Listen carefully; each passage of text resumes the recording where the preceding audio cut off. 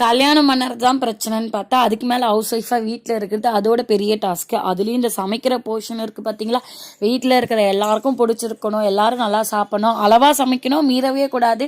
இதில் எதனா ஒன்று நாம் மிஸ் பண்ணாலும் முடிஞ்சது, நம்மள தான் வச்சு செஞ்சுருவாங்க. திட்டு வாங்குறது என்னவோ நாம் தான். இன்றைக்கி லன்ச் பார்த்தீங்கன்னா ஒயிட் ரைஸ், பீர்க்கங்காய் தால் சாம்பார், கேரட் பொரியல் பண்ணி கார்ன் ஸ்நாக்ஸ் கொடுத்தேன்.